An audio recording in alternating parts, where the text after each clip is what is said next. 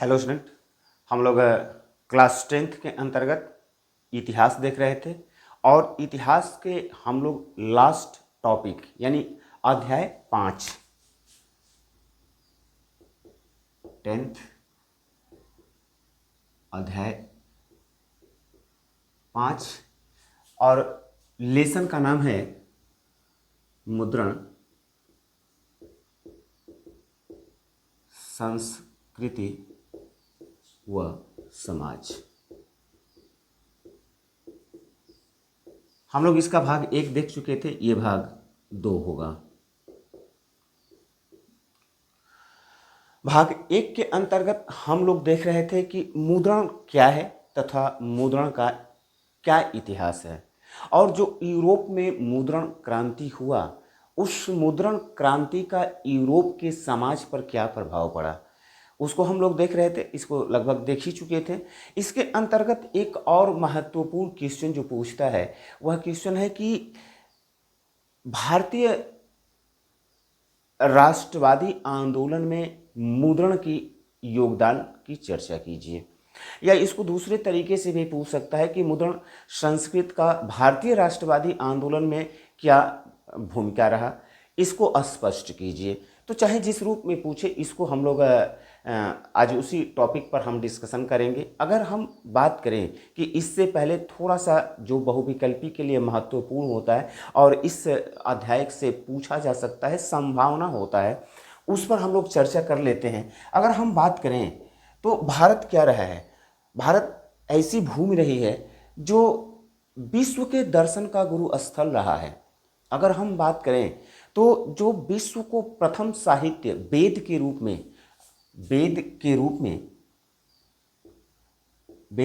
में विश्व को प्रथम साहित्य देने का श्रेय किसको है? भारत को है।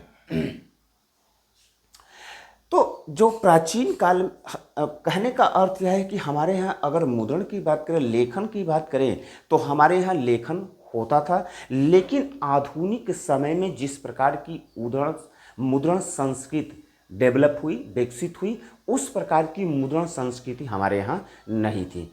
तो किस प्रकार की संस्कृति थी?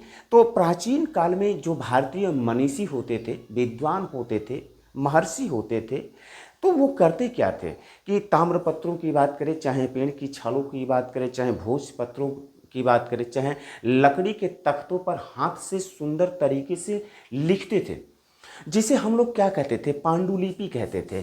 तो कभी कभी पांडुलिपि पर क्वेश्चन पूछता है कि पांडुलिपि क्या होता है? तो हस्तलिखित जो लेख होते हैं उसको हम लोग क्या कहते हैं?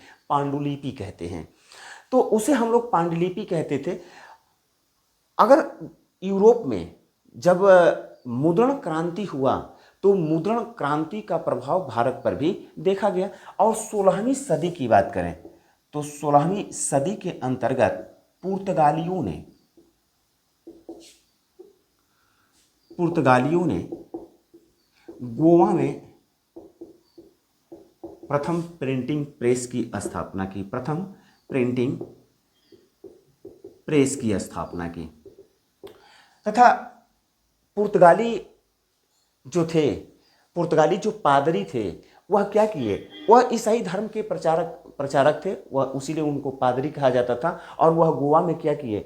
वह गोवा में प्रिंटिंग प्रेस की स्थापना किए तथा जो कन्नड़ या कोंकण भाषा थी, उस कन्नड़ और कोंकण भाषा में भारत में साहित्य का प्रकाशन होना प्रारंभ हो गया। उसके बाद अगर कहें तो जैसे कि पुर्तगालियों ने तो कन्नड़ और कोंकणी भाषा में जो साहित्य का प्रकाशन किया, लेकिन उसके बाद भारत में साहित्य के प्रकाशन होना प्रारंभ हो गया। यदि हम बात करें जैसे 16वीं सदी के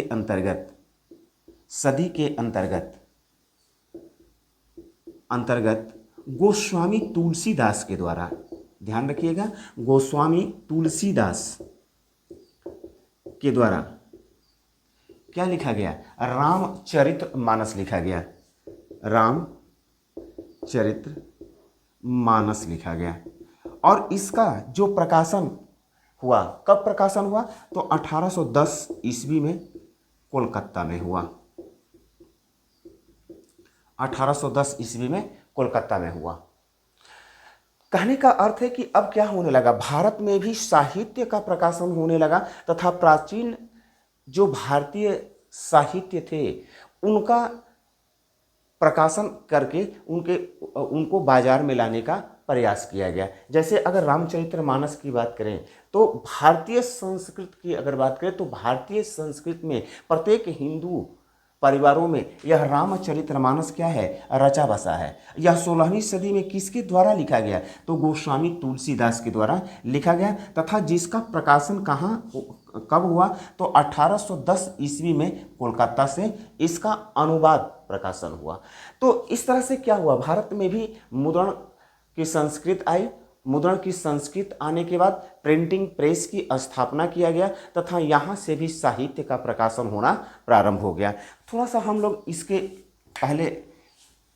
इसके बाद थोड़ा सा एक दो और प्रश्नों पर डिस्कशन कर लेते हैं। अगर हम बात करें कि भारत में समाचार पत्र का प्रकाशन कब से प्रारंभ हुआ? भारत में समाचार पत्र की प्रकाशन तो 1780 ईस्वी में जेम्स ऑगस्टस हिक्की, यह ब्रिटिश था, उसने क्या किया, बंगाल गजट समाचार पत्र का प्रकाशन किया। समाचार पत्र का प्रकाशन किया। कह सकते हैं कि अगर भारत में प्रथम समाचार पत्र का प्रकाशन कब हुआ तो 1780 ईस्वी में हुआ। किसके द्वारा हुआ? तो जेम्स ऑगस्टस हिक्की के द्वारा हुआ। और भारत में जो प्रकाशित होने वाला प्रथम समाचार पत्र की बात करें तो वह बंगाल गजट था। इसी के साथ अगर कहें तो भारत में पत्रकारिता का भी प्रारंभ हो गया और भारत में जो राजा राम मोहन राय को पत्रकारिता का अग्रदूत कहा जाता है। पत्रकारिता का अग्रदूत कहा जाता है।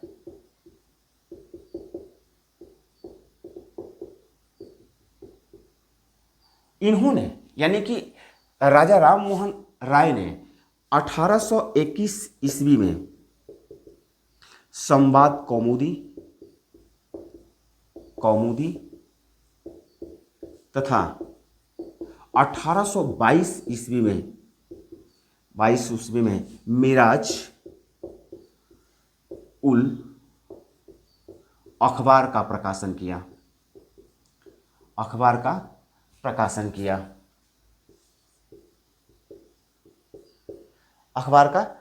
किया। ठीक इसी प्रकार से अगर हम बात करें तो 1836 ईस्वी में 1836 ईस्वी में जुगल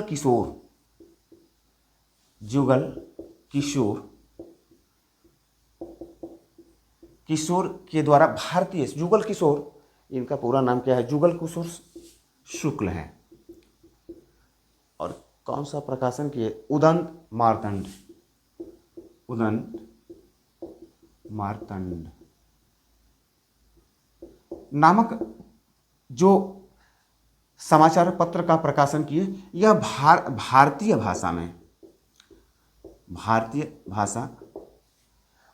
भाषा हिंदी में प्रकाशित होने वाला पहला समाचार पत्र था। यानी कि अगर कहें कि हिंदी भाषा में किसके द्वारा पहला समाचार पत्र का प्रकाशन किया गया तो जुगल किशोर शुक्ल के द्वारा किया गया। कौन सा था? तो उदंड मार्तंड था। और कब किया गया? तो 1836 ईस्वी में किया गया। इसके अतिरिक्त एक और से क्वेश्चन पूछता है, एक और पॉइंट है जहां से क्वेश्चन पूछता है, पंजाब केसरी से कभी कभी क्वेश्चन पूछता है। पंजाब केसरी किसके द्वारा संपादित किया गया?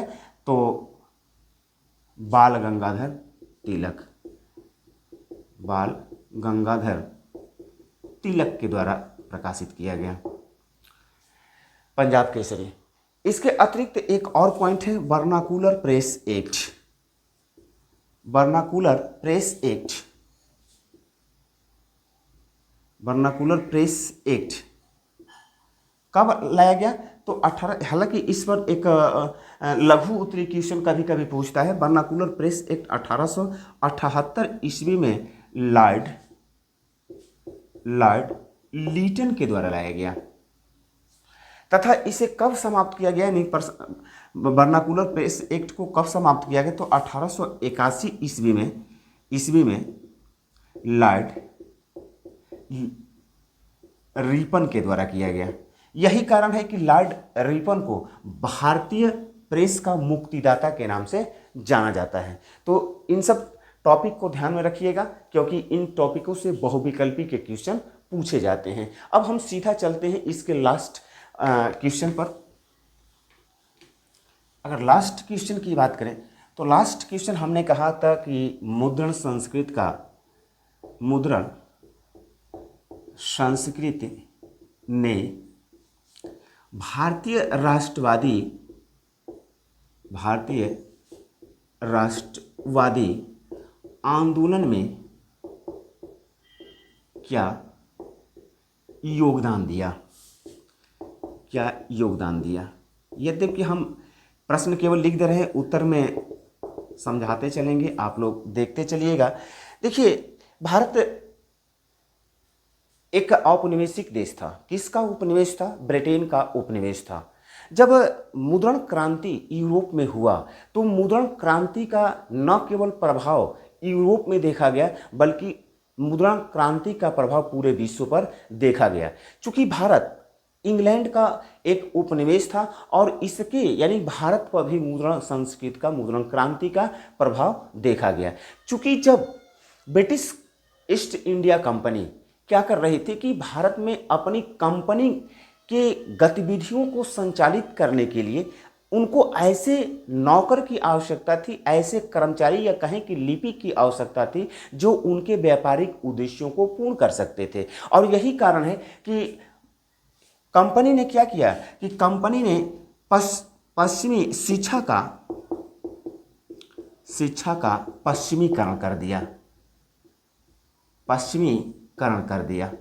और पश्चिमीकरण कर दिया और शिक्षा का माध्यम किसको बना दिया? अंग्रेजी को बना दिया।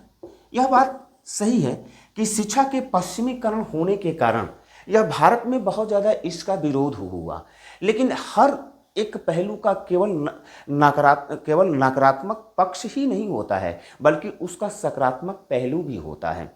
और यह सकारात्मक पहलू यह है कि जब शिक्षा का पश्चिमीकरण किया गया तो भारत के जो बुद्धिजीवी थे या कहें कि भारत के जो लोग थे वह किसके संपर्क में आए? तो पश्चिम के साहित्य से संपर्क में आए, पश्चिम के साहित्य के संपर्क में आए। चूंकि शिक्षा का माध्यम क्या था? अंग्रेजी था, और यही कारण है कि वह अंग्रेजी को पढ़ लिख सकते थे। और यही कारण है कि जो यूरोप में राष्ट्रवादी आंदोलन हो रहे थे और राष्ट्रवादी आंदोलन को प्रेरित करने के लिए जो यूरोप के दार्शनिकों के द्वारा, राजनीतिज्ञों के द्वारा, समाज सुधारकों के द्वारा, धर्म सुधारकों के द्वारा जो आदर्श विचार व्यक्त किए जा रहे थे, लिखे जा रहे थे, वह पुस्तक के रूप में प्रकाशित हुई। और वह पुस्तक कहाँ चली आई? भारत में चली आई।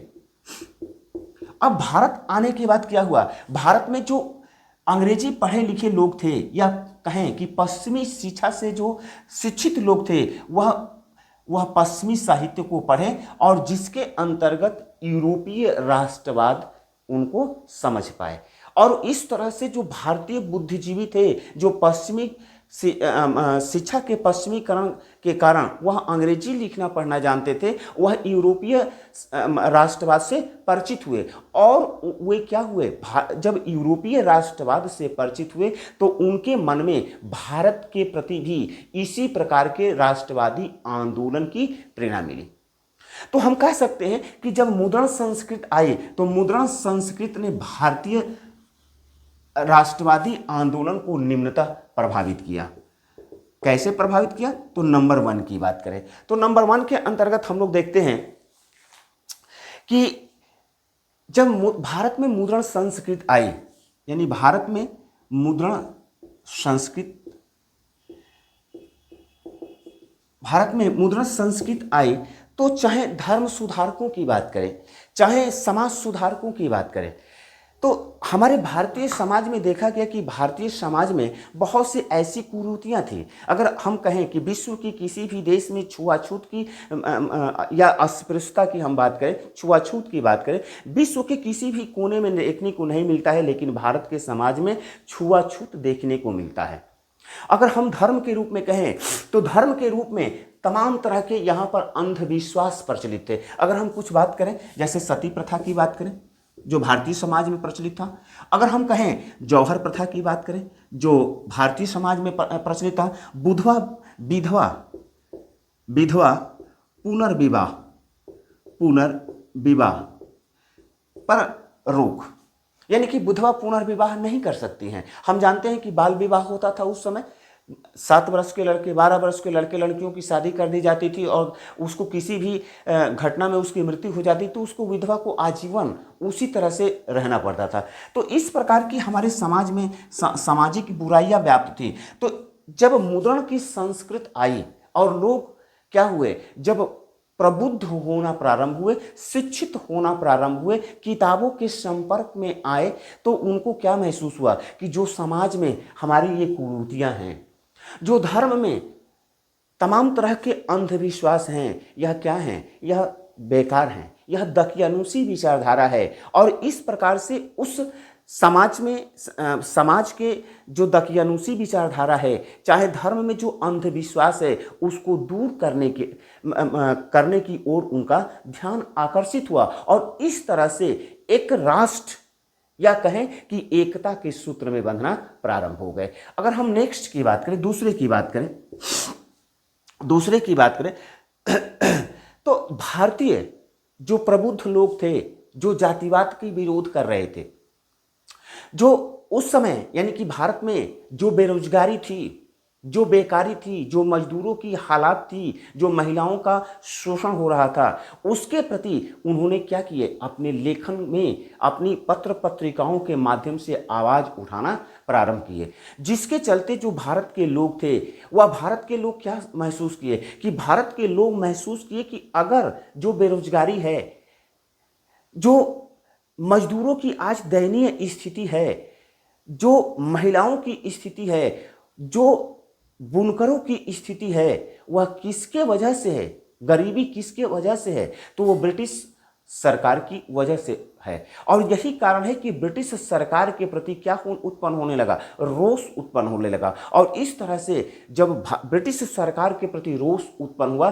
तो भारत को एक राष्ट्र बनाने की भावना उनके मन में स्वतः आना प्रारंभ हो गई। अगर हम तीसरे की बात करें, नेक्स्ट कारण की प्रभाव की बात करें, तो कुछ भारतीयों के द्वारा, हालांकि कुछ भारतीय ऐसे थे, अभी हमने बताया ना कि किसी भी पहलू का नकारात्मक तथा सकारात्मक दोनों ही पक्ष होता है। यह सही बात है कि शिक्षा का जब पश्चिमीकरण किया गया तो भारत के बुद्धिजीवियों के द्वारा इसका विरोध किया गया, लेकिन उसी में कुछ बुद्धिजीवी थे जो भारत में शिक्षा के पश्चिमीकरण का समर्थन किया गया।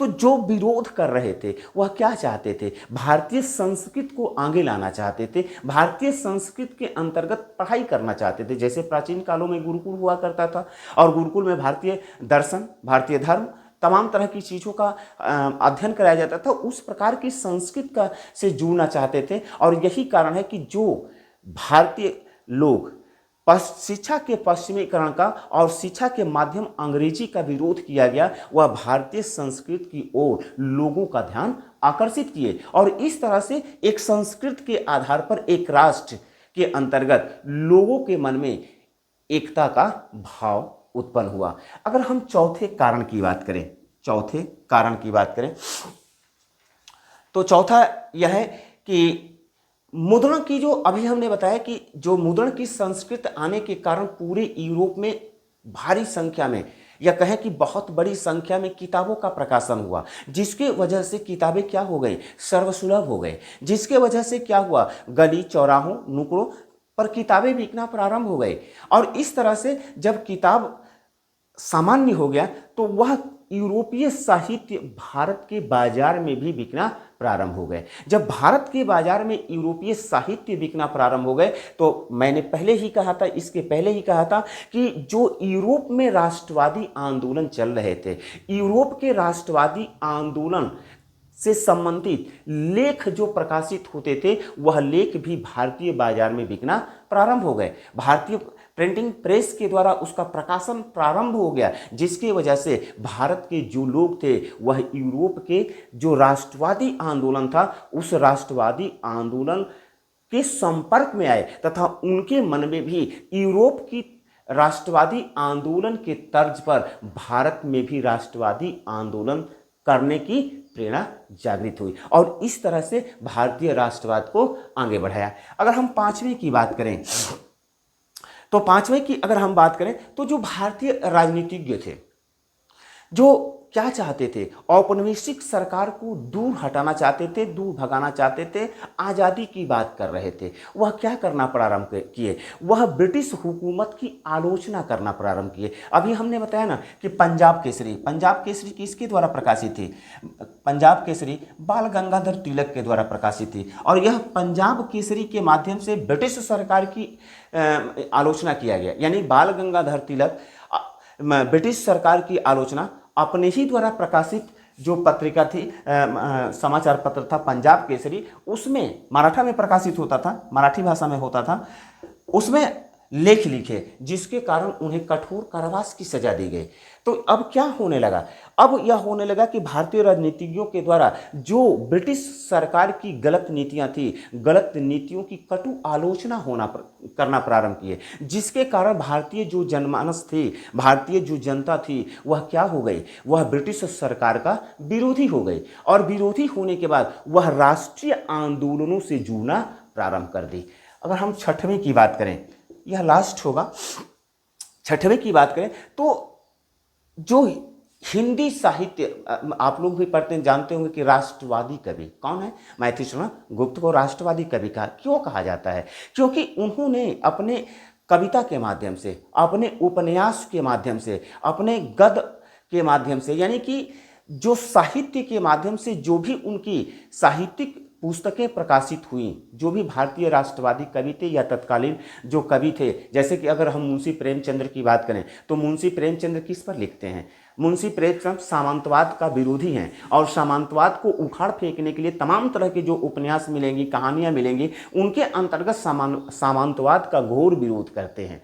तो कहने का अर्थ है कि अब जो भारतीय कवि थे वह उनको क्या मिल गया, एक बढ़िया माध्यम मिल गया, अपने विचारों से, अपने आदर्श विचारों से किसको, भारतीय जनता को सिंचित करने के लिए माध्यम मिल गया। और इस तरह से मुद्रण संस्कृति के द्वारा न केवल समाज में व्याप्त बुराइयों की ओर ध्यान आकर्षित किया गया, बल्कि भारतीय जनता के अंतर्गत राष्ट्रवादी भावनाओं को संचार करने का प्रयास किया गया।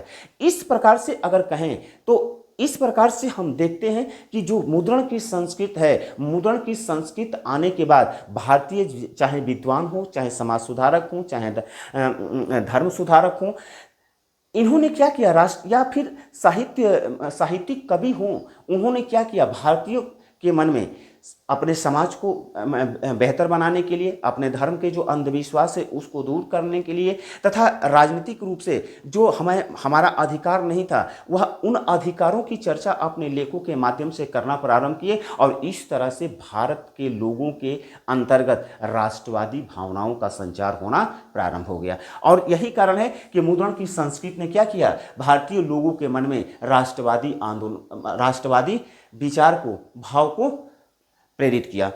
अब एक और इसमें क्वेश्चन रह जाता है, इसको लास्ट कर देते हैं।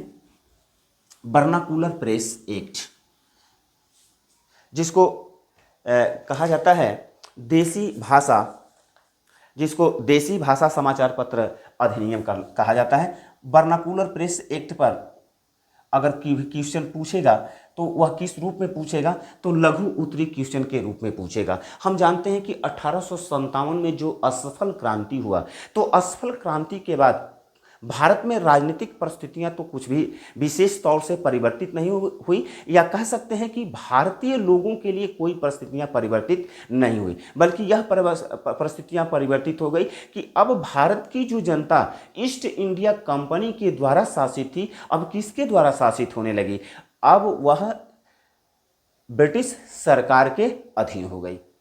लेकिन हमको इस बात से मतलब नहीं है। लेकिन 1857 की क्रांति के बाद, असफल क्रांति के बाद, भारतीय लोगों के मन में जो राष्ट्रवाद की एक नई भावना का संचार हुआ, यह महसूस करने लगे कि भारत जो ब्रिटिश सरकार है, वह ब्रिटिश सरकार की वजह से भारत की स्थिति, चाहे आर्थिक स्थिति की बात किया जाए, चाहे सामाजिक स्थिति की बात की जाए, चाहे राजनीतिक स्थिति की बात की जाए, सारी स्थितियां क्या हो चुकी हैं, बिगड़ चुकी हैं। सारी परिस्थितियां क्या हो चुकी हैं, समाप्त हो चुकी हैं। और यही कारण है कि जब भारत में मुद्रण की संस्कृति आई, और मुद्रण की संस्कृति के कारण भारतीय लोगों ने भारत में क्या किए, समाचार पत्रों का प्रकाशन करना प्रारंभ किए। अभी हमने उदाहरण स्वरूप बताया कि जो पंजाब केसरी की हम बात किए कि पंजाब केसरी का संपादन किसके द्वारा किया गया, बाल गंगाधर तिलक के द्वारा किया गया। ये इसी तरह से हम राजा राम मोहन राय की बात करें, जुगल किशोर शुक्ला की, तमाम तरह की जो पत्र पत्रिकाएं हैं जो प्रकाशन होना प्रारंभ हुआ, ये इस प्रकाशन में यानी कि भारतीय जो लेखक थे, जो कवि थे, वह क्या करने लगे, वह ब्रिटिश सरकार की कटु आलोचना करने लगे। उनकी नीतियों की तीखी उनकी नीतियों पर तीखी प्रतिक्रिया व्यक्त करने लगे। इस प्रतिक्रिया के परिणाम यह हुआ कि ब्रिटिश सरकार नहीं चाहती थी कि कोई भारतीय लोग इस प्रकार के समाचार पत्र का प्रकाशन करें जिसमें ब्रिटिश सरकार की गलत नीतियों की चर्चा की गई हो, गलत नीतियों की आलोचना की गई हो, क्योंकि उससे राष्ट्रवादी आंदोलनों के लिए, या कहे कि जनता के अंतर्गत ब्रिटिश सरकार के प्रति विरोधी भावनाएं उत्पन्न होती थी। और यही विरोधी भावनाएं क्या करेंगी, यही विरोधी भावनाएं राष्ट्रवादी आंदोलन को प्रेरित करेंगी। यही कारण है कि उसने क्या किया कि 1878 ईस्वी में देसी भाषा समाचार पत्र अधिनियम पारित किया। जिस समय देसी भाषा समाचार पत्र अधिनियम पारित किया, और इसी अधिनियम को हम लोग वर्नाकुलर प्रेस एक्ट के नाम से जानते हैं। वर्नाकुलर प्रेस एक्ट के नाम से जानते हैं। इसमें यह व्यवस्था किया गया कि अगर कोई भी समाचार पत्रों में अगर ब्रिटिश सरकार की नीतियों की आलोचना करती है, ब्रिटिश सरकार की जो राजनीतिक परिस्थितियां हैं उसकी आलोचना करती हैं, तो उस पर देशद्रोह का मुकदमा चलाया जाएगा और उसे कठोर कारावास भी दिया जाएगा। यह ब्रिटिश सरकार क्या करना चाहती थी, यह ब्रिटिश सरकार भारतीय बुद्धिजीवियों को मुंह बंद करना चाहती थी। और यही कारण है कि उसने क्या किया, वर्नाकुलर प्रेस एक्ट लाया। जिस समय वर्नाकुलर प्रेस एक्ट लाया गया उस समय कौन यहाँ भारत का गवर्नर जनरल कौन था, तो लॉर्ड लीटन था। अभी हमने इस पर चर्चा किया था, लॉर्ड लीटन था। लेकिन यह वर्नाकुलर प्रेस एक्ट बहुत दिनों तक कायम नहीं रहा। 1881 ईस्वी में यह वर्नाकुलर प्रेस एक्ट को क्या किया गया, समाप्त कर दिया गया। जिस समय यह वर्नाकुलर प्रेस एक्ट समाप्त हुआ उस समय भारत का गवर्नर जनरल लॉर्ड रिपन था, और लॉर्ड रिपन के द्वारा जो वर्नाकुलर प्रेस को हटाया गया, यानी कि तो इसके कारण भारतीय समाचार पत्र मुक्त हो गया। और यही कारण है कि लॉर्ड रिपन को हम लोग किस नाम से जानते हैं, भारतीय प्रेस के मुक्तिदाता के नाम से हम लोग जानते हैं। तो इस तरह से वर्नाकुलर प्रेस एक्ट पर कुछ विशेष नहीं होता है। कभी कभी लघुत्तरी क्वेश्चन पूछ देता है। अगर बहुविकल्पी के लिए बात करें तो बहुविकल्पी से संबंधित हम सारे टॉपिक पर हम इस पर चर्चा कर चुके हैं। इस तरह से आज हम लोगों का इतिहास का जो माध्यमिक शिक्षा परिषद के द्वारा जो 5 लेसन निर्धारित किया गया था वह पांचों लेसन समाप्त होता है। इस लेसन के साथ ही मैं इस लेसन का नोट्स यानी कि इस भाग यानी भाग 2 के साथ ही इस लेसन यानी कि मुद्रण संस्कृत व समाज के ऊपर मैं नोट्स दे दूंगा और इस तरह से आज इतिहास समाप्त होता है। अगले दिन मिलेंगे तो हम लोग अगले सब्जेक्ट के साथ मिलेंगे। Thank you.